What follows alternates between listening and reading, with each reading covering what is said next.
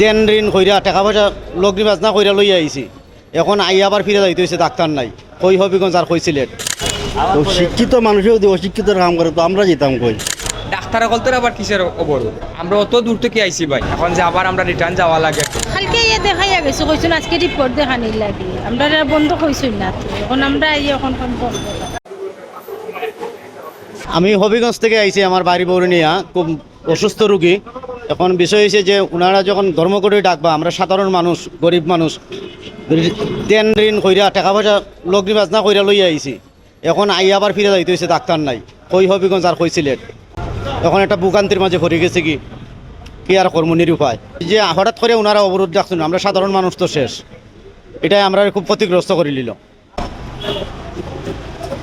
তো টেস্ট করাই আমার আম্মুরে কেমো দিবার লাগিয়া, এখন ডাক্তারও নাই, টেস্টও করাইতাম পারাম না। এখন ক্যান্সার রোগী ফোকাস হয় আপনারা, এখন কি লাগিতে হইতো।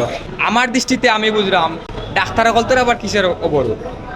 এখন হঠাৎ করে এই অবরোধটা, আমরা অত দূর থেকে আইছি ভাই, এখন যে আবার আমরা রিটার্ন যাওয়া লাগে, কোনো কিতা নাই। 3 দিন ধরে ডাক্তারের জ্বর কম্পিউটারে ফোন দিলাম, ফোন রিসিভ করে না, মোবাইল বন্ধ দেখায়। 2 দিন আইসি, আমরা ঘুরিয়া গেছি। গতকালকেও আইসি, কোনো ডাক্তার পাই না। 25 দিন আইসি, কোনো ডাক্তার পাইছি না। এখন আইসি, কোনো ডাক্তার নাই। আরডিবি সরকার ডাক্তার আমার নানিয়ে লই আসতাম ব্যাপারটা কি।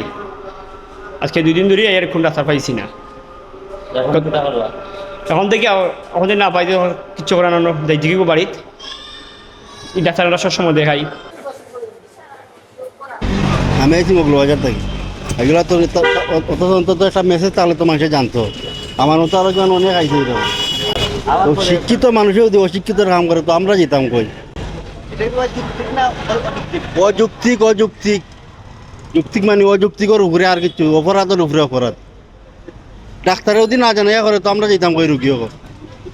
3 দিনে তালাশ লইয়া খবর লইয়া আইলাম ডাক্তার সাহেবের চেম্বারও আইয়া শুনি যে ডাক্তার সাহেবরা তারা ধর্মঘট করছেন। এখন তারা মনে করে আমরা আবার ফিরে জায়গাতে যাইতে হইব। তারা বলছেন যে শনিবারে আবার আই, এটা ঠিক হয়েছে না।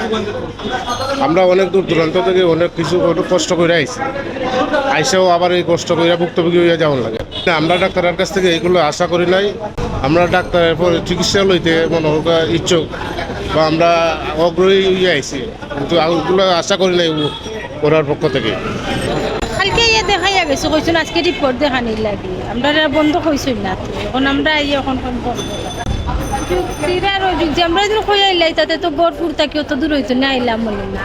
এখন তো আইয়া এখন তো আমরা আবার যাইলাম, আমরা তো জানি না বন্ধ দিছেন করে। দিরাই তো নেই, জি না দেখাইছি না।